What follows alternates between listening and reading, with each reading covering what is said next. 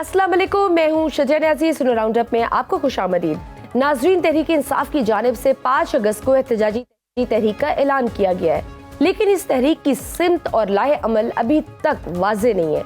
बानी PTI Adiala jail में कैद है और अब उनके बेटे कासिम खान ने एक इंटरव्यू में ये वाज़े कर दिया है कि उनके वालिद की रिहाई के लिए अब सिर्फ अमेरिका से ही उम्मीद बाकी रह गई है।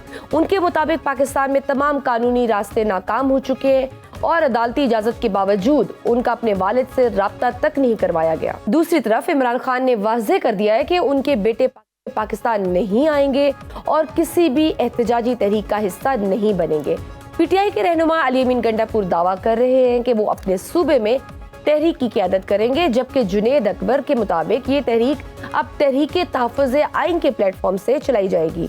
तहम सिर्फ 6 दिन बाकी हैं और अभी तक तहरीक इंसाफ की जानिब से कोई वाज़ेह हिकमत अमली सामने नहीं आई। इसी दौरान इलेक्शन कमीशन ने 9 मई के वाक़यात में सजा याफ्ता अब्दुल लतीफ चित्राली को भी नाअहल करार दे दिया। इससे कबल भी 9 मई में सजा पाने वाले मेंबरान को नाअहल किया गया है। इन तमाम हक़ाइक़ के दरमियान सियासी माहौल मज़ीद इंतशार का शिकार नजर आता है। इस तमाम सूरत हाल पर गुफ्तगू करने के लिए हमारे साथ मौजूद है तर्जुमान बानी तहरीक इंसाफ नियाज़ुल्लाह नियाज़ी। आपको वेलकम करते हैं सुनो राउंड अप में। नियाज़ी साहब, आप बानी पीटीआई के तर्जुमान हैं। कल जो कासिम सलमान के हवाले से बयान सामने आया कि उनको पाकिस्तान आने से रोक दिया गया है, इसकी क्या वजूहात हैं? क्योंकि अलीमा खान साहिबा ने ये ऐलान किया था और समझा जा रहा था कि कासिम सलमान की आमद से तहरीक में जान पड़ सकती है, मगर 5 अगस्त से चंद रोज पहले ये बयान आना क्या तहरीक के मोमेंटम को नुकसान नहीं पहुंचाएगा? शजिया, पहली बात तो ये है कि बतौर तर्जमान इमरान खान, मुझे इस्लामाबाद हाई कोर्ट के लार्जर बेंच ने 24 मार्च 2025 को ऑर्डर किया कि 6 लैर्स के फैमिली की मीटिंग होगी हर ट्यूसडे को और थर्सडे को उसके फ्रेंड्स की मीटिंग होगी।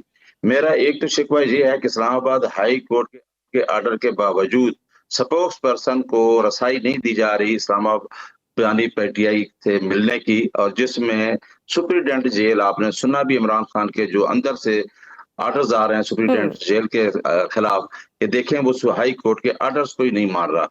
तो एक तो पहली बात यह है कि मैं अगर उनसे कल मिलता या किसी भी मेरी मीटिंग होती 24 मार्च के बाद, 2 मीटिंग्स टोटल मेरी हुई हैं, आप देख रहे हैं कि कितने ट्यूसडे की मीटिंग हैं जो मुझे नहीं मिलने दिया, तो मैं आपके साथ वो बात शेयर करता जो इमरान खान ने कल कही, जो अलीमा खान ने दिया। लेकिन ये बात है कि इमरान खान ने कभी भी नहीं कहा कि सुलेमान और कासिम मुझे मिलने आए। उन्होंने कहा कि इस्लामाबाद हाई कोर्ट का जो ऑर्डर है उसके मुताबिक उन्होंने हफ्ते में 2 दफा व्हाट्सएप कॉल के लिए उन्हें कहा था कि उनसे बात करें, और वो मिलने की ख्वाहिश खुद रखते थे कि हमने अपने बाप को जाके मिलना है, क्योंकि Imran Khan former prime minister है इस मुल्क का, और उसके साथ जो गैर इंसानी सलूक किया जा रहा है एक फार्मर प्राइम मिनिस्टर के साथ, हम अपने वालिद को मिलना चाहते हैं। इसके बाद उन्होंने अमेरिका मुख्तलिफ NGO के साथ भी राब्ते किए, तो लिहाजा जो अंदर से कल स्टेटमेंट है ये मैं बतौर तर्जमान वेरीफाई नहीं कर सकता। हाँ, अगर मेरी मुलाकात हो तो खान साहब ने क्या कहा, लेकिन कभी भी इमरान खान ने ये नहीं कहा कि कासिम और सलमान और कासिम पाकिस्तान आएंगे, क्या उनका कोई प्लान है? मैं बता देता हूँ। पहली बात यह है कि सुलेमान और कासिम ने ये तहरीक नहीं चलानी थी। इमरान खान ने कल भी कहा कि इस तहरीक को मेरी पार्टी की लीडरशिप चलाएगी, पूरी सिविल सोसाइटी, पूरे अवाम जिन्होंने 8 फरवरी को खान पे एतमाद किया, ये मैं मुल्क कौम की जंग लड़ रहा हूँ, आइंदा नस्लों की जंग लड़ रहा हूँ, आइन की बालादस्ती और कानून की हुक्मरानी की जंग लड़ रहा हूँ। कासिम और सुलेमान आए या ना आए, इमरान खान ने 5 अगस्त का प्रोग्राम दिया हुआ है, उस पे वो तहरीक चलेगी। अगर कासिम और सुलेमान आ जाते हैं, ये तो गवर्नमेंट पहले बयान देते, वो भी इमरान खान को मिलेंगे। जो मूवमेंट है 5 अगस्त की, जो इमरान खान की तहरीक है, माय क्वेश्चन इज 5 अगस्त में तो सिर्फ 6 रोज बाकी है ना, अब तक ये ही वाज़ेह नहीं है कि तहरीक का लाहे अमल क्या है, अहदाफ क्या है, कहां पर ताकत का मुजाहिरा किया जाएगा, लीड कौन करेगा? क्योंकि अली अमीन गंडापुर साहब कहते हैं लीड करने की अगर बात की जाए तो वो कहते हैं मैं करूंगा KP में, जबकि जुनेद अकबर कहते हैं कि तहरीक तहफ़्फ़ुज़ आइन इस तहरीक को लीड करेगी। तो क्लैरिटी क्या है, क्या प्लान है? देखें शजिया, मैं आपको बताता हूँ, तहरीक जो होती है ना वो एक दिन में खत्म नहीं हो जाती। इमरान खान तहरीक 1996 से चला रहा है, और मेरा ख्याल है कि 96 से लेके 8 फरवरी 2023 तक लोगों को पता चल गया है कि इमरान खान का मकसद क्या है। इमरान खान उस 24 करोड़ अवाम के साथ खड़ा है जिसका एस्टेब्लिशमेंट भी कहती है कि पैरामाउंट पाकिस्तान है, और हम भी ये कहते हैं। इमरान खान अवाम के साथ ये कह रहा है कि मेरा पैरामाउंट जो पाकिस्तान है, रियासत को बचाना, रियासत को आगे लेके जाना, निचले तबके को अवाम से उठाना। लिहाजा जुनेद अकबर का है, अली अमीन गंडापुर का है, जब मैं कहूँ हम पूरी मोबिलाइजेशन कर रहे हैं। कल भी मैं 2 दिन कश्मीर बिल्कुल में सही, था, क्योंकि इमरान खान साहब खुद शिकवा कर रहे हैं ना, वो खुद कह रहे हैं कि मोमेंटम नजर नहीं आ रहा, इस पे काम करना चाहिए।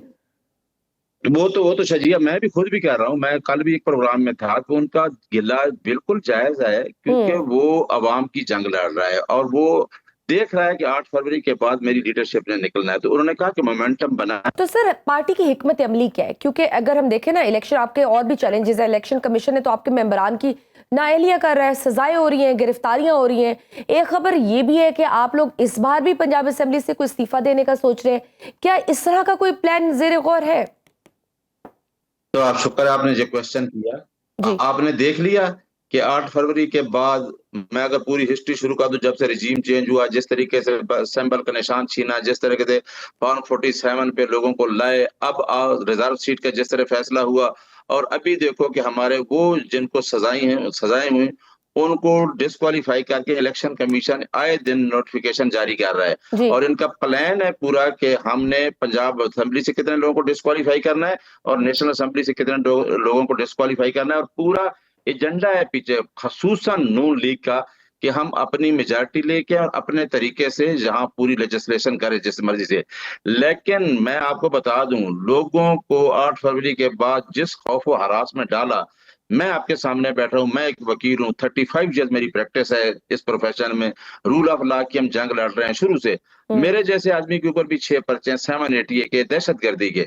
तो अवाम को आप कहते हैं, लोग हम कहते हैं कि आप 1 घंटा दें इमरान खान को, कि अवाम किधर से निकलेगी? अवाम तो मैं देखूं, वो तो अवाम ये कहती है कि इमरान खान एक नजरिया बन चुका है, इमरान खान एक सोच का नाम है, इमरान खान एक फिक्र का नाम है, क्योंकि इमरान खान ने लोगों को एजुकेट कर दिया है। सर वो ठीक है सर, बज़ाहिर तो फिर ऐसे लग रहा है जैसे इमरान खान साहब अकेले ये जंग लड़ रहे हैं। अगर पीटीआई में देखें तो आप लोगों के अंदरूनी इख्तलाफात इस हद तक बढ़ चुके हुए हैं, हर गुजरते दिन के साथ हम देख रहे हैं ये बढ़ता ही जा रहा है मामला।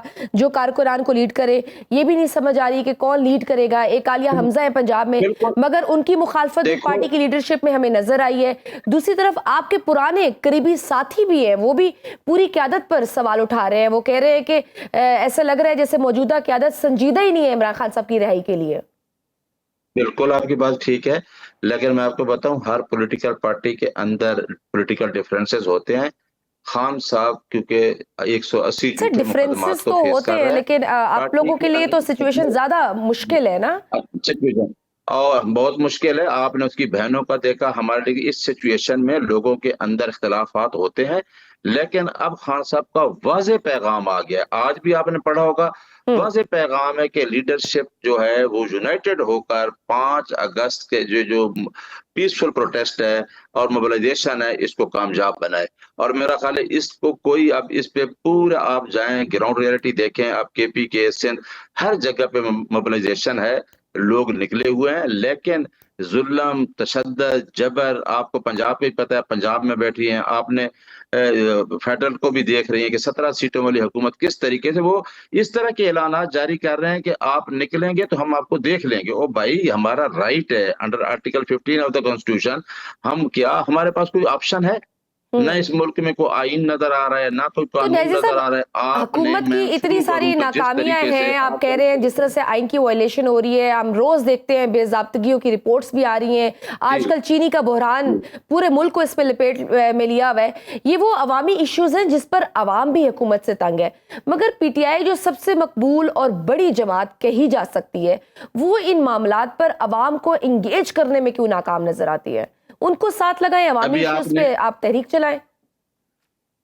देखते हैं, आपने बिल्कुल ठीक है। मैंने पहले भी कहता हूं कि वो पार्टी जो अवाम की नुमाइंदा पार्टी नहीं है, वो कभी भी अवाम का नहीं सोच सकती, क्योंकि उनके पास अवाम का मैंडेट ही नहीं है। 17 सीटों में हुकूमत बैठी है, किसान परेशान, आपका शुगर का हाल देख लें, हर जगह पे परेशानी है। लेकिन आप ये भी देखें ना कि पंजाब में स्पीकर ने अभी क्या किया चंद दिन पहले, जिसका उसको मैंडेट ही नहीं है, उसने कहा कि जी मैं असेंबली के अंदर इतने एमएनए को, 26 एमपी को डिस्क्वालीफाई, डी सीट करने जा रहा हूं। और आप देखें ना, जुल्म भी तो देखें ना, मुराद है कि हम जितने जुल्म जबर तशद्दुद से गुजर रहे हैं, हम बैठ के बात कर लेते हैं, लेकिन हमारी पार्टी में एक वर्कर के ऊपर 50-50 FIRs हैं। और अभी हम जो 5 अगस्त नहीं आया, लोगों के घरों में छापे, गिरफ्तारियां शुरू हो गई हैं, और जो लोग ट्रायल में आ रहे हैं शरीक लोग, मुझे इस्लामाबाद डिस्ट्रिक्ट कोर्ट से बहस से लोगों को, वो जो ट्रायल भुगतने आ रहे थे, उनको उठा लिया गया। तो इतने मुश्किल हालात में अगर आप खड़े हैं और हमारा लीडर खड़ा है, तो हमें इसकी शाबाश दें, कितने मुश्किल हालात से लोग गुजर रहे हैं। जिस तरह से हुक्मरान इत्तेहाद बार बार केपी में भी हुकूमत गिराने की बात कर रही है, नो डाउट कि उनके पास नंबर्स नहीं है, बट सर ये भी सुनने में आ रहा है कि केपी समेत वफाक में भी बहुत से PTI मेंबरान से राब्ते में है, तो जब चाहे फॉरवर्ड ब्लॉक बना सकते हैं। तो आप क्या समझते हैं, क्या आपके तमाम मेंबरान आप लोगों के साथ इंटैक्ट है? फॉरवर्ड ब्लॉक की कहानी में कोई दम है? देखें शजिया, कि सबसे पहली बात यह है कि ये हमेशा सवाल मेरे ऊपर होता है कि जो KPK की हुकूमत है वो तीसरी दफा आई है, और कभी भी वोटर एतमाद नहीं करता पार्टी पे जब तक आप डिलीवर नहीं करते। इट मीन्स कि they have delivered. Sir voter ने तो कर दिया है एतमाद ना, अब आगे आपके पार्लियामेंटेरियन जी एक सुन लेना, कई प्रोग्राम में इन्होंने कहा मुझे कि जी इतने 22 लोग हैं जो हमारे साथ राब्ते में। हमने कहा नाम बताएं। ये वो MPA हैं जो मुश्किलात झील के आए हैं, और उस मुश्किलात झीलने के बाद ये MPA बने, वो अली अमीन गंडापुर के साथ खड़े हैं, चाहे कुछ भी ये कहें, इनसे नहीं जाते। लेकिन इनका मकसद, आपने मौलाना फजल रहमान की बात की, मैं मौलाना फजल रहमान को जानता हूँ, उसकी सियासत को भी जानता हूँ। मौलाना फजल रहमान हमेशा आपके साथ आएंगे, जब उनको इंगेज किया जाएगा, हुकूमत की तरफ से मफादात दिए जाएंगे, तो मौलाना साहब अपनी उस स्टेटमेंट से फिर जाते हैं। मौलाना साहब ने हमेशा मफादात को तरजीह दी है अपनी सियासत पे, कभी भी नेशनल काज को तरजीह नहीं दी, चाहे 26वीं तरमीम थी, चाहे ये था। लेकिन अब जो हमारी पार्टी KPK में है, उसमें से कोई बंदा, ये 4 महीने से कह रहे हैं कि जी हम एक वाकया होता है सवात वाला, वो जो था बच्चों वाला, डूबने वाला, उसको भी उन्होंने उछाला। पंजाब में देखें सर, वो तो खैर आपकी सर गवर्नमेंट की नेग्लिजेंस तो थी, इसमें कोई डाउट नहीं है। पंजाब में भी यही हालात है। बहुत शुक्रिया नियाजुल्लाह नियाजी साहब हमारे साथ मौजूद थे। आपने सुनी। वक्त छोटी सी ब्रेक का, देखते रहिए Suno round up. Welcome back to Suno round up. नाजरीन, जनूबी एशिया में ताकत के तवाजुन का खेल अब महज अस्करी नहीं, बल्कि सफारती, माशी और बैनुल-अक़वामी हमायत के पैमाने पर भी तोला जा रहा है, और यही मैदान आज मोदी सरकार की सबसे बड़ी शिकस्त बन चुका है। ऑपरेशन सिंदूर में भारतीय फिजाइया की जिल्लत आमेज नाकामी ने न सिर्फ मोदी हुकूमत की अस्करी सलाहियतों पर सवालिया निशान लगा दिया, बल्कि लोकसभा में वज़ीर-ए-आज़म के गरूर को भी चैलेंज कर दिया। राहुल गांधी ने बरमला पूछा कि अगर ऑपरेशन सिंदूर कामयाब था तो फिर 6 तैयारों की तबाही क्यों छुपाई गई। राहुल गांधी ने बार बार इसरार किया कि अगर ट्रंप ने जंग नहीं रुकवाई तो वज़ीर-ए-आज़म साहब कह दे कि ट्रंप झूठा है। भारत की दिफाई जिल्लत के बाद जहां भारत दोबारा खित्ते में जहरियत का मंसूबा बना रहा है, वहीं फील्ड मार्शल सैयद आसिम मुनीर ने भारत की जानिब से दहशतगर्द अनासर की सरपरस्ती की मजम्मत करते हुए कहा कि भारत मार्का हक में शिकस्त से दोचार हो चुका है। भारत दहशतगर्द गिरोह के जरिए हाइब्रिड जंग को फरोग दे रहा है। ये गिरोह भी मार्का हक में भारत को जिल्लत आमेज शिकस्त जैसा ही अंजाम पाएंगे। सफारती महाज पर भी पाकिस्तान की पोजीशन मजबूत नजर आई। अक़वाम मुत्तहिदा में सफीर आसिम इफ्तिखार ने जम्मू कश्मीर का मुकदमा मुअस्सर अंदाज में पेश करके भारत के गासिबाना कब्जे पर दुनिया की तवज्जो दिलाई। नायब वज़ीर-ए-आज़म इसहाक डार का अमेरिका का दौरा भी कामयाब रहा, जहां उन्होंने सलामती कौंसिल में 3 इजलासों की सदारत की और मसला कश्मीर और फलस्तीन को उजागर किया। अमरीकी वज़ीर ख़ारिजा से मुलाकात ने पाक अमेरिका ताल्लुकात को एक नई जहत बख्शी, जो यकीनन भारत की सफारती पॉलिसी पर बड़ा हमला है। दूसरी तरफ भारत को अमेरिका से भी सख्त पैगाम मिला, जब सदर ट्रंप ने वाज़ेह कर दिया कि अगर भारत ने तजारती मुआहिदा ना किया तो 25% टैरिफ का सामना करेगा। जबकि पाक भारत जंग के बाद से सदर ट्रंप पाकिस्तान के साथ बेहतर ताल्लुकात की हमायत करते नजर आते हैं, जो खित्ते में एक नया तवाजुन पैदा करता है। फलस्तीन के मसले पर भी भारत की इसराइल नवाज पॉलिसी आलमी सतह पर नाकाम हो गई। फ्रांस, आयरलैंड, नॉर्वे, स्पेन और अब माल्टा जैसे ममालिक ने फलस्तीन को आज़ाद रियासत तस्लीम करने का ऐलान किया है, जबकि बरतानिया और यूरोपीय यूनियन में भी यही बहस जारी है। बरतानिया की जानिब से फलस्तीन की रियासत को मशरूत तौर पर तस्लीम करने की बात इसराइल की सबसे बड़ी सफारती हार भी कही जा सकती है। इस सूरत हाल में सवाल यह है कि इसराइल, जो अमरीकी पुष्टपनाही से पुरउम्मीद था क्या अब कोई जंगी एडवेंचर करेगा? क्या नेतन्याहू अपनी दाखिली नाकामियों से तवज्जो हटाने के लिए खित्ते को नया महाज जंग बनाएगा? दुनिया अब भारत और इसराइल की अस्करी मुहिमजोई से तंग आ चुकी है और पाकिस्तान की पुरअमन सफारतकारी, दिफाई तैयारी और सफारती फहम से एक नई क़यादत की हैसियत से दुनिया के सामने ला रही है। ये नई आलमी तब्दीली सिर्फ एक जुग्राफाई नहीं बल्कि नजरियाती और इखलाकी बर्तरी की अलामत बनती जा रही है। इन सफारती और अस्करी मामलात को आज प्रोग्राम का हिस्सा बनाएंगे। प्रोग्राम में हमारे साथ मौजूद हैं साबिक वज़ीर ख़ारजा खुर्शीद महमूद कसूरी साहब। सर, आपके वक्त का बहुत शुक्रिया। कसूरी साहब, आपने लोकसभा और राज्यसभा की कार्रवाई देखी होगी। भारत के अपने पार्लियामेंटेरियंस ने मोदी की एरोगेंस खाक में मिलाई है। ओपनली चैलेंज किया जा रहा है कि राफेल की गिनती करके कौम को बताया जाए कि कितना नुकसान हुआ है कि मोदी खामोश है, बल्कि बैकफुट पर दिखाई देता है। गुज़श्ता कुछ अरसे के अगर हम इवेंट्स देखें तो मोदी और बीजेपी के इमेज के लिए ये कितना डैमेजिंग है? देखिए, डैमेजिंग तो है, सारी दुनिया में है।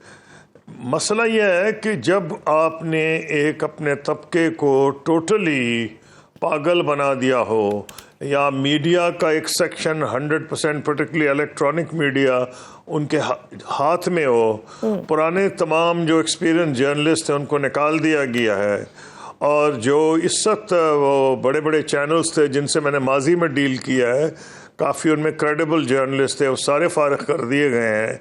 एक नैरेटिव चला दिया गया है, उनके जो बड़े बड़े अमीर और कबीर और सेठ उनके जो दोस्त हैं मोदी साहब के, उन्होंने मीडिया हाउसेस को ख़रीद लिया है, तो एक ही नैरेटिव वहाँ से जाता है। वो जो जाता है वो वही है जो मोदी साहब सुनाना चाह रहे हैं। जब तक कि मैं बिहार के इलेक्शन का रिज़ल्ट ना देख लूँ, मैं ज़हन नहीं बदलूँगा, क्योंकि जिस हिसाब से लोगों को पागल बनाया गया है, जहर भरा गया है मुसलमानों के ख़िलाफ़, क्रिश्चियंस के ख़िलाफ़, सिखों के ख़िलाफ़, पाकिस्तान के ख़िलाफ़ तो है ही है, अब बांग्लादेश के भी, तो देखना पड़ेगा कि एक जो आप बात कर रही हैं जिसको दुनिया भी समझ रही है, और दुनिया को इससे पहले भी बहुत अंदाज़ा हो गया था, लेकिन जो भारत के जो लोग हैं जो तज्जिया करते हैं, उनमें भी तज्जिया करने में दो किस्म के, एक इंडिपेंडेंट तज्जिया निगार हैं और एक वो हैं जिन्होंने फैसला कर लिया है कि उन्होंने मोदी साहब को सपोर्ट करना है। जहाँ तक इनकी इंटरनेशनल इमेज है वो तो खाक में मिल गई है, और मैं ये समझता हूँ कि इसका इनको भारी कीमत अदा करनी पड़ेगी। क्या हिंदुस्तान के जो वोटर हैं, वोटर तो पहले भी इनके साथ 65% नहीं है, ये जीतते हैं 35% के बलबूते पे। जो first pass the post system Pakistan, India, Bangladesh में है, इन्होंने ये नया गुर निकाला है कि 35% लोगों को पागल बना दो और बाकी वोट डिवाइड हो जाएगा। पहले लोग वोट लिया करते थे, हर पार्टी, कांग्रेस हो, बीजेपी तो खैर नई आई है, जितनी पार्टीज थी मुसलमानों का ही वोट मांगती थी, हिंदुओं का तो खैर वोट मांगती थी, अक्सरियत ही उनकी है, क्रिश्चियंस का मांगती, सिखों के मांगती थी, अब तो मांगती भी नहीं है इनकी जो पार्टी है, क्योंकि समझती है 35% पड़ जाए एक्सट्रीमिस्ट तो हमारा काम हो जाएगा। लेकिन जो इनको धक्का लगा है, वो जितनी मर्जी ये धोखा देने की कोशिश करें, कुछ ज़्यादा देर धोखा नहीं दे सकेंगे। अब देखते हैं कि बिहार के इलेक्शन का रिजल्ट क्या आता है। बिल्कुल, और सर न सिर्फ ये बल्कि अंदरूनी इख्तलाफात और उनको चैलेंजेस का सामना तो है ही, लेकिन अब Trump has also once again turned up the heat on India. उन्होंने इंडिया को थ्रेटन किया है कि भारत पर 25% टैरिफ लगा देंगे। पाक भारत कशीदगी के बाद इंडिया को अफगानिस्तान के साथ होने वाली तजारत पर भी नुकसान उठाना पड़ रहा है, क्योंकि रास्ता हमारा इस्तेमाल होता था। क्या मोदी हुकूमत एक ग्लोबल स्टेज पर इन रिपीटेड इकोनॉमिक सेटबैक्स को अफोर्ड कर सकती है? देखना यह है कि इस वक्त जो गुस्सा है प्रेसिडेंट ट्रंप को, वो ये भी है कि रशिया में जो वो उनकी कोशिश थी यूक्रेन वॉर बंद कराने की, अभी वो अगर कामयाब ना हुई, उन्होंने उनको 10-15 दिन और दिए हैं, अगर वो जंग ना हुई तो उन्होंने कहा है कि मैं बड़े भारी टैरिफ्स लगाऊंगा और मुल्कों से जो रूस से तेल खरीदेंगे। भारत ने अरबों डॉलर कमाए हैं रूस से तेल खरीद के, तेल को रिफाइन करके यूरोप बेचा है। अगर उस पर वो ठुक गई ड्यूटियाँ, तो एक तरफ तो यहाँ जो इनकी चांदी जो बन रही थी कि ये रूस से तेल लेते थे, उसको रिफाइन करके बेच देते थे, और अमेरिका ने आंखें बंद की थी, और यूरोप भी मजबूर हो गया अमेरिका की वजह से आंखें बंद करने पे। तो रिजल्ट ये है कि हालांकि तमाम उनकी ये सैंक्शंस को वायलेट कर रहे थे, लेकिन इनकी बातें उस वक्त सुनी जा रही थी। अब ज़माना लगता है बदल गया है। अब अगर इन्होंने नहीं वो बात मानी और रूस से उसी तरह ये ख़रीदते रहे और ऐन मुमकिन है ख़रीदते रहे, उसकी एक वजह है कि दुनिया में ये हो गए अकेले। और इस वक्त नज़र ये आ रहा है कि यूरोपियन यूनियन ने भी बड़े गुस्से का इजहार इनसे किया था, जिस किस्म की इन्होंने पॉलिसी यूक्रेन पे अपनाई थी, तेल ख़रीदने की पॉलिसी रूस से, तो ऐन मुमकिन है कि इनके बहुत भारी इन पर टैक्सेस लगे। भारत ने 2 दिन में 2 शॉर्ट रेंज मिसाइल्स का तजर्बा भी किया है। इसके अलावा फ्रांस से मजीद 26 राफेल खरीदने का मुआहिदा भी किया है। अरबों डॉलर के दीगर दिफाई सामान खरीदने के मुआहिदे भी हो रहे हैं। ये कितनी सिग्निफिकेंट डेवलपमेंट्स हैं? क्या आपको लगता है कि आइंदा आने वाले ये जितने भी एफर्ट्स ये मेजरमेंट्स लिए जा रहे हैं, इनके कहीं हम असरात अपने खित्ते में देख रहे हो, अपने मुल्क में? देखिए, जहाँ तक पाकिस्तान का ताल्लुक है, यहाँ तो अंदाज़ा है कि भारत ने तो राफेल तो हर पहले लिए हैं। अब तो ये भी कहानी वहाँ की जा रही है कि जो इनको सेटबैक हुआ है, ये शायद जो नेवी के लिए कुछ राफेल्स ख़रीद रहे थे एयरक्राफ्ट कैरियर्स के लिए, वो शायद वहाँ अब डिमांड हो रही है या कुछ सेक्शंस डिमांड कर रहे हैं कि नज़रसानी की जाए और कुछ और लिया जाए। नंबर 2, ये जो जंग है इसने साबित कर दिया है कि पुराने तरीके जंग के अब कारगर साबित नहीं होंगे। अब बड़े सस्ते किस्म के म्यूनिशंस भी, जिस तरह ड्रोन्स हैं, लॉइटरिंग म्यूनिशंस हैं, वो भी इस्तेमाल होते हैं। और मिसाइल्स तो होती हैं, वो इतनी सस्ती नहीं है, लेकिन जहाज़ों के मुकाबले में तो बहुत सस्ती हैं। देखना ये है कि जो नई जंग, अब एक नई किस्म की जंग आ गई है, जो कि हमने देखा पाकिस्तान और हिंदुस्तान के दरमियान और ईरान और इजराइल के दरमियान। इसमें उस किस्म की जो काउंटिंग होती है कि इतने ब्रिगेड है, इतने डिवीज़न है, इतने जहाज़ हैं, इतने फला है, वो अहमियत तो है, पर उसकी उतनी अहमियत नहीं रही जितनी पहले होती थी। और पाकिस्तान अल्हम्दुलिल्लाह जो अभी खबरें आ रही हैं कि जो लेटेस्ट अब बियॉन्ड विजुअल रेंज जेट चीन का है, वो पाकिस्तान को बेचा जा रहा है। उम्मीद है कि प्राइम मिनिस्टर की, मैंने सुना है, विजिट होगी चाइना की, तो उसमें भी शायद मज़ीद उसमें को प्रोग्रेस होगी। तो वो हमारे पास भी जो जहाज़ आएंगे अल्हम्दुलिल्लाह वो 5th जनरेशन के हैं। तो अगर राफेल है भी या वो कुछ और भी ले लें तो जहाज़ों में तो एक तरफ गई। लेकिन एक चीज़ मत भूलें, एक पुराना मकूला है, it is not just the weapon, it's not just the gun, it's the man behind the gun.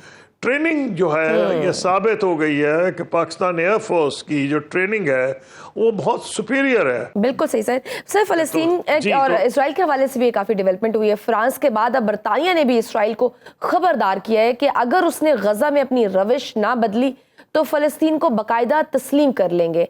Canada से भी रिपोर्ट्स आ रही है कि वो फ़लस्तीन को तस्लीम करने पर संजीदगी से गौर कर रहे हैं। इससे आपको लगता है कि इसराइल की गजा के हवाले से पॉलिसी पर कोई फ़र्क पड़ेगा?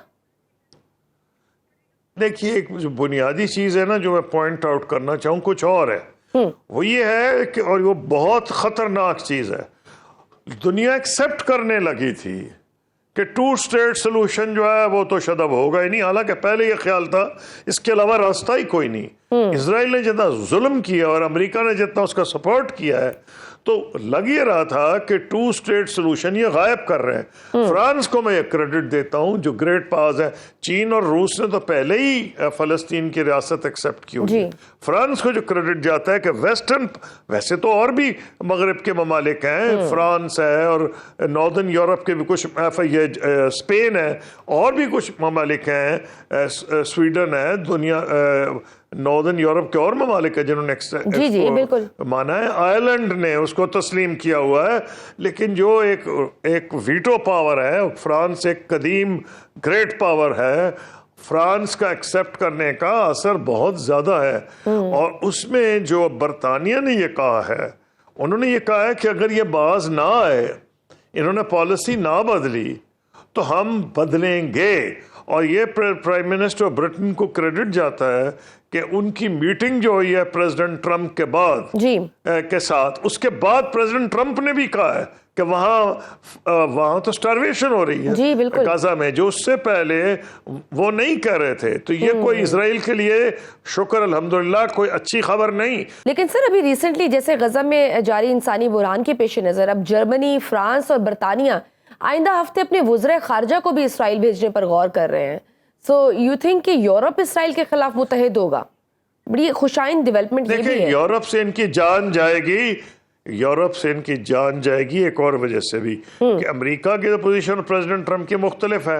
इंटरनेशनल क्रिमिनल कोर्ट ने इनके अरेस्ट वारंट भी इशू किए हुए हैं, और उसमें कुछ और यूरोपियंस करें ना करें, किसी स्टेज पे अगर वो कहे हम अपनी एयर स्पेस भी तुम्हारे लिए बंद कर रहे हैं, तो इनके लिए जिंदा रहना मुश्किल हो जाएगा। और फिर जो इजराइल की अपनी पब्लिक है वो कहेगी ये हमारे नाम पे जो जुल्म कर रहा है। इजराइल में बहुत से लोग हैं जो इनकी पॉलिसी के मुखालिफ है, और मैं ये कहूँगा कि अमेरिका में, यूरोप में बहुत से यहूदी भी निकले हैं इजराइल के खिलाफ, जो कहते हैं not in my name, not in our name, यानी हमारे नाम में तुम ये जुल्म गाजा पे मत करो मुसलमानों पे, क्योंकि ये तुम कर रहे हो, ये हम नहीं कर रहे। तो इसमें जो जूश पॉपुलेशन है, ख़ास तौर पे जिनको मुसीबत पड़ेगी वो अमेरिका की जूश पॉपुलेशन है। अमेरिका की जूश पॉपुलेशन के बुनियाद पर ही इनके सारे जो तौर तरीके थे, बिल्कुल वो प्रेशर भी उस वजह से डेवलप होता था, तबाही मचा रहे। तो अब वहाँ बहुत बड़ा क्रैक आ रहा है अमेरिकन जूश कम्युनिटी, और बहुत से अमेरिकन राइटर्स हैं वो बहुत सख्त खिलाफ लिख रहे हैं जो इजराइल इस वक्त कर रहा है। तो इजराइल को मल्टी डायमेंशनल प्रेशर्स पड़ रहे हैं। तो सर वो जो ग्रेटर इसराइल का जो ख्वाब था, फिर वो ख्वाब शायद मध्यम हो रहा है। हाँ जी, इंशाल्लाह उसका मुझे तो कुछ उम्मीद भी, और मेरा ख्याल है ऐसे मुसलमान ममालिक जो बावजूद ये चुप रहे, चाहे वो पॉलिसी के तो खिलाफ थे इजराइल की, लेकिन वो ये अमेरिका को भी खुश करना चाह रहे थे, फिर वो उनको ये डर था कि इजराइल गुंडागर्दी उनके ममालिक में ना कराए। उनको भी अब ये सोचना पड़ेगा कि जो जिस किस्म की गवर्नमेंट इजराइल में सत है, इस पे तो कोई भी डिपेंड नहीं कर सकता, इस पे अमेरिका भी डिपेंड नहीं कर सकता। तो ये क्या करेंगे? तो इनके साथ जो भी मुआहदे हैं वो भी खतरे में पड़ जाएंगे, क्योंकि जितना जुल्म इन्होंने कर दिया है वो तो लोग अब OIC पे उंगलियां उठा रहे हैं कि OIC का काम क्या रह गया है। अब वो OIC की कमजोरियां मुझे खुद पता है, मैं फॉरेन मिनिस्टर रहा हूँ, लेकिन OIC के मैं हक में उसको रोल अदा करना चाहिए, एक मॉरल है। लेकिन जो आम लोग हैं जिसको स्ट्रीट कहते हैं, चाहे वो लाहौर की स्ट्रीट है, बगदाद की स्ट्रीट है, कायरा की स्ट्रीट है, जद्दे की स्ट्रीट है, लोग खुल के बात कर रहे हैं कि जी जो हुकूमतें हैं और जो अवाम है उनके सेंटिमेंट्स में फ़र्क है। तो आहिस्ता आहिस्ता अवाम का सेंटिमेंट छा जाता है, ये ज़्यादा देर नहीं आप उसको बिल्कुल, और उसके अगेंस्ट खड़े भी नहीं हो सकते। बिल्कुल, बहुत शुक्रिया साबिक वज़ीर ख़ारिजा खुर्शीद महमूद कुसूरी साहब हमारे साथ मौजूद थे। गुफ्तगू आपने सुनी। वक्त छोटी सी ब्रेक का, देखते रहिए इस प्रोग्राम के इस हिस्से में हमारे साथ मौजूद है एयर कॉमोडोर खालिद चिश्ती साहब। सर आपको वेलकम करते हैं सुनो राउंड अप में।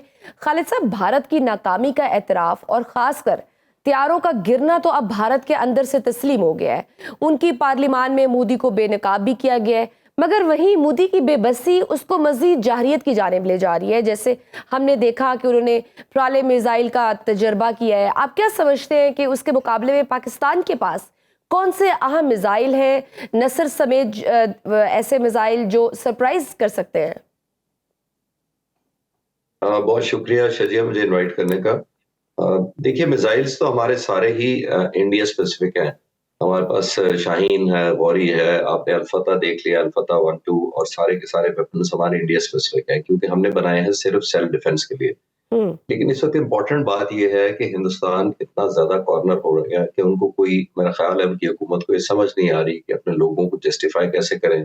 खास तौर पे आपने नोट किया कुछ दिनों से ऑपोजिशन बहुत ही ज्यादा अग्रेसिव मोड में अब पूछना शुरू हो गई है। पहले वो दबे लफ्जों में और फिर खुलकर, अब तो बहुत ही ज्यादा खुलकर वो पूछना शुरू हो गया है कि आप ये बताएं हमें कि हमारा क्या लॉस हुआ है, हमारा कितना नुकसान हुआ है। बट पाकिस्तान कंटिन्यूसली क्लेम कर रहा है। एक तरफ क्लेम हुआ जा रहा है, प्रेसिडेंट ट्रंप को सपोर्ट कर रहे हैं कि जहाज मारे गए। प्रेसिडेंट ट्रंप ने यहाँ तक कह दिया कि मैंने जंग बंद करवाई है, 25 दफा शायद कह दिया, तो मैं काउंट ही नहीं रहा कितनी दफा करवाए हैं। तो उनको इंटरनल प्रेशर बहुत ज्यादा डेवलप हुआ है हिंदुस्तान पर। और ये वेपन्स की जो आपने कहा जो टेस्ट किया है, ये बेसिकली अटेंशन ड्रॉ करने के लिए या डाइवर्ट करने के लिए सारा होता है कि किसी तरह लोगों को अपनी कैपेबिलिटी दिखाई जाए, रिजॉल्व दिखाया जाए और किसी तरीके से लोगों को खुश किया जाए कि हम भी बहुत डिटर्मिन्ड हैं, हम बड़े तजर्बे कर रहे हैं। और लोगों को उन्होंने एक और ज्यादा मिसलीड किया हुआ है, मैं बेवकूफ शायद ना कहूं क्योंकि 1.4 बिलियन लोगों को बेवकूफ नहीं बना सकते। और वो ये किया हुआ है कि ऑपरेशन सिंदूर अभी जारी है, अभी जी हम करेंगे ये। इस तरह के ऑपरेशन इस तरह जारी नहीं रहते, इतने सस्टेन्ड किस्म के ऑपरेशन नहीं करते। मुझे लगता है कि ये सारी डाइवर्ट करने की एक नाकाम कोशिश है जो अपने राइट। लोगों को है, जो कि इतने ज्यादा लोग, इतनी बड़ी पॉपुलेशन, वेल रेड, बड़ा उनका ऑब्वियसली कॉमन सेंस है। ये तो नहीं मैं कह रहा कि सबको बेवकूफ बना जाए, तो ये एक अटेम्प्ट है जो ये भी नाकाम होगी मेरा ख्याल है। ठीक।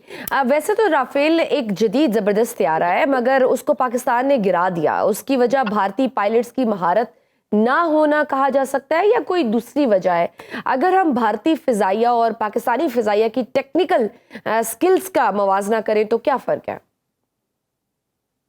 चलिए देखिए, मैं जब ये कॉन्फ्लिक्ट हुआ था उस वक्त से भी ये मैं कहता आया हूँ, मैं आजकल या कनाडा में आया हूँ या आज के टॉक्स दे रहा हूँ, लेक्चर्स दे रहा हूँ पाकिस्तान में भी, यूएसए में भी। और आप बिल्कुल सही कह रही हैं, ये पहला सवाल मुझसे यहाँ भी यही होता है कि ये जहाज आप बताएंगे राफेल कैसा था। और मैं पाकिस्तान में भी ये कहता था, या कनाडा अमेरिका में भी यही कह रहा हूँ कि बहुत जबरदस्त जहाज है रफाल जो है, ये बहुत कॉम्पिटेंट जहाज है। इसका जो मिटियोर मिसाइल्स है बहुत कॉम्पिटेंट है, जो इसका इलेक्ट्रॉनिक स्वीट है वो बहुत इफेक्टिव है और बड़ा पावरफुल है। हमें एक तरफ जहाज को क्रेडिट देना चाहिए, हिंदुस्तान एयरफोर्स की बड़ी प्रोफेशनली लड़ी है, इसमें कोई शक नहीं है। However, हमें ये देखना चाहिए कि ये इसकी एम्प्लॉयमेंट कैसी थी। असल ये है बात कि आपने दुश्मन को कैपेबिलिटी सबको पता होती है, हिंदुस्तान को भी पता था कि हमारे पास J-10C जहाज है, हमारे पास J-17 है, हमारे पास F-16 है, लेकिन आपने उसमें एडिशनल क्या किया, उसकी इंटीग्रेशन कैसे की, उसमें सरप्राइजेस क्या तैयार किए, आपने दुश्मन को काउंटर करने की टेक्निक्स पीस टाइम में वॉर लाइक सिनेरियो कैसे किया, यानी जंग की तरह की आप सूरत हाल पैदा अमन में करते हैं और इतना real war like scenario develop करते हैं। मैं खुद आपको बता सकता हूं कि मैं पिछले साल जब पाक फिजाइया एक बड़ी एक्सरसाइज कर रही थी इंडस शील्ड 2024, तो मैं उसमें इनवाइटेड था, मैं उसमें गया। तो मेरे सामने जब पायलट्स ब्रीफ करते थे तो वो मेरे सामने ये ब्रीफ कर रहे होते थे कि एक तरफ से 70 जहाज आएंगे, एक तरफ से 40 जहाज आएंगे। तो मैं कहने की कोशिश ये कर रहा हूँ कि उनको पीस टाइम में अगर ये पता हो कि 70 जहाज ऐसे नजर आते हैं स्क्रीन पर, इस तरह उनको काउंटर करना है, इस तरह जैम करना है, इस तरह कॉम्बैट में उनको आउटस्मार्ट करना है, तो फिर आपको जब पीस टाइम में ये सब कुछ किया होता है तो फिर जंग में आपको बहुत बड़ा शॉक या सरप्राइज नहीं लगता। तो मेरा ख्याल है एम्प्लॉयमेंट का फॉल्ट है, उनकी इंटीग्रेशन का फॉल्ट है, नेटवर्किंग का फॉल्ट है, और ऑब्वियसली मैं जैसे कहा कि क्वालिटी ऑफ ट्रेनिंग तो मैटर करती ही है थ्रू आउट। बिल्कुल। और अगर हम दोनों ममालिक की मिसाइल टेक्नोलॉजी की बात करें तो पाकिस्तान के अबाबील या शाहीन और बाबर मिसाइल की रेंज और स्ट्राइक कैपेबिलिटी भारत के मुकाबले में कैसी है? देखिए, मैंने जैसे थोड़ी देर पहले कहा कि हमारे मिसाइल जो है वो हमने क्योंकि सेल्फ डिफेंस के लिए बनाए हैं, हमारा एग्रेसिव डिजाइन कोई नहीं है। हमने अपने दिफा में इसलिए बनाए हैं कि हिंदुस्तान ने पहले न्यूक्लियर हमारे से पहले शुरू किया था, एक्सप्लोजन भी हमसे पहले किया था, तो इन डिफेंस हमने ना सिर्फ अपना न्यूक्लियर प्रोग्राम डेवलप किया बल्कि हमने उसको काउंटर किया और अपने मिसाइल्स भी बनाए। वो मिसाइल्स हमारे हिंदुस्तान की एक्यूरेसी से कहीं ज्यादा है। रेंज जैसे मैंने कहा हमें 2000 किलोमीटर से ज्यादा चाहिए नहीं, पूरा हिंदुस्तान कवर होता है। हमने ईस्टवर्ड तो जाना, हमें ईस्टवर्ड ही जाना है, सिर्फ वेस्टवर्ड हमारा कोई प्लान नहीं है, हम किसी नेबर को थ्रेट नहीं करना चाहते। उनकी जो पिन पॉइंट एक्यूरेसी है वो बहुत ज्यादा लीथल है। And to top it up, आपने नोट किया होगा कि पाक फिजाइया ने जो अभी 10 मई को जो परफॉर्म किया था, जो वेपन्स हमने फायर किए थे अलॉन्ग विद अल फतह, वो बहुत पिन पॉइंटेड थे, इतनी प्रिसीजन थी कि हमें हाई एक्यूरेट ना सिर्फ इंफॉर्मेशन पीस टाइम में इकट्ठी की हुई थी, लेकिन जब हमने वो वेपन्स फेंके थे, लॉइटरिंग मुनिशन हो जाए, surface to air to launch surface bombs हो जाए या मिसाइल्स हो जाए, वो सारे पिन पॉइंटेड एग्जैक्ट उस जगह गिरे थे कि अगर पाक फिजाइया ने ये सोचा है कि हमने फलां पेन को या जिसका शेड है जहाज का उसको हिट करना है तो उसी के सेंटर में जाकर गिरा है, ये मैं आपको कंफर्म कर सकता हूँ। तो हमारी अल्हम्दुलिल्लाह प्रिसीजन भी और स्किल भी और ट्रेनिंग भी थ्रू आउट पीस टाइम में इस तरह है। मैं विद ह्यूमिलिटी अल्लाह ताला का शुक्र अदा करता हूँ कि हमारी जो तमाम जो वेपन्स हैं वो बहुत प्रिसाइज हैं, और जैसे मैंने कहा कि वेल कैलकुलेटेड हमारा रिस्पांस होता है। सिर्फ हिंदुस्तान का चॉइस होता है कि उसने किस प्लेटफॉर्म पर करना है। अभी भी मैं तो थ्रू आउट कहता आ रहा हूँ, और मैं रोजाना चैनल पर जब भी आता हूँ तो मैं कहता हूँ कि हिंदुस्तान को अभी एक्सेप्ट कर लेना चाहिए, ये बात उनके हाथ से निकल गई है, अब आप उन लोगों को बेवकूफ या मिसलीड नहीं कर सकते। और फिर किसी और मिसएडवेंचर के बारे में भी ना सोचा जाए तो बेहतर है। जी एग्जैक्टली जी, मिस एडवेंचर करेंगे तो जाहिर है बहुत ज्यादा फर्क नहीं कर पाए। Yeah. हिंदुस्तान की मुसल्लह अफवाज जो है वो आपने ओवर पीरियड ऑफ टाइम देखा होगा, ये रातों रात कोई एयर कंडीशनर या रेफ्रिजरेटर या टीवी नहीं खरीदना होता आपने कि आपने घर में लगाया और टीवी चल पड़ा। ये टेक्नोलॉजी है, बिल्कुल। इसको आपने इंटीग्रेट करना होता है, बाकी वेपन्स के साथ करना होता है, उस पर आपने ट्रेनिंग करनी होती है, आपने सबसे ज्यादा मैं जैसे कह रहा हूँ कि स्किल और नेटवर्किंग करनी होती है। वो जब तक नहीं करेंगे तो रिपीटेडली थ्रेट करना या मिस एडवेंचर कर लेना एक और नाकामी या शर्मिंदगी का हिंदुस्तान के बायस हो सकती है। खालिद साहब, वैसे तो पाकिस्तान की फिजाइया ने दिखा दिया है कि भारत का कोई भी जंगी त्यारा हो, चाहे रफाल हो, उसको गिराने की सलाहियत हमारे पास है अल्हम्दुलिल्लाह। मगर पाकिस्तानी फिजाइया के JF-17 थंडर ब्लॉक 3 समेत दीगर कौन से ऐसे मजीद जदीद त्यारे हैं जो हमें दूसरे ममालिक खासकर चीन से हासिल करने चाहिए? देखिए, अभी तक तो बहुत कामयाब तजर्बा हमारा रहा है। एक तो JF-17 का रहा है और खासतौर ब्लॉक 3 जो जहाज है, जो मोस्ट अपग्रेडेड वर्जन है JF-17 थंडर की, वो अल्हम्दुलिल्लाह बहुत कामयाबी से इस कॉम्बैट में उसने हिस्सा लिया है। पाक फिजाइया और ज्यादा ब्लॉक 3 अपग्रेड कर रही है इस वक्त प्रोसेस में फॉर एनी एडवेंचर और तैयारी के लिए, नंबर 1। दूसरा, हम सब जानते हैं J-10C बहुत कामयाब रहा है, एक वो और परचेज किए जा सकते हैं। और तीसरा और मोस्ट इम्पोर्टेंट जो रीजन को बहुत अपसेट कर देगा, हमारे हक में फेवरेबल हो जाएगा, वो है J-35 स्टेल्थ टेक्नोलॉजी के जहाज। आप सब जानते हैं, हम लोग कि दुनिया में सिर्फ इस 5 स्टेल्थ जहाज हैं जो दुनिया में आज तक बने हैं। F-22 रैप्टर और F-35 अमेरिका का, ये 2 जहाज है। Su-57 जो रशिया का है, और J-20 और J-35 जो है चाइना का है। बिल्कुल। J-35 उनका मोस्ट एडवांस है, वो एक स्टेल्थ है जो जाहिर है नजर नहीं आता और बहुत बड़ा शॉक और सरप्राइज दुश्मन को दे सकता है। वो पाक फिजाइया लुकअप कर सकती है और करना भी चाहिए। बहुत शुक्रिया एयर कॉमोडोर खालिद चिश्ती साहब ने हमारे लिए। नाज़रीन, गुफ्तगू आपने सुनी। आज के प्रोग्राम में बस इतना ही। इजाजत दीजिए, अल्लाह हाफ़िज़। बाखबर रहिए हर जगह हर वक्त बर वक्त। अभी सुनो न्यूज का यूट्यूब चैनल सब्सक्राइब करें और बेल आइकन पर क्लिक करें और जानिए मुल्की और गैर मुल्की हालात व वाक़यात यकीन के साथ।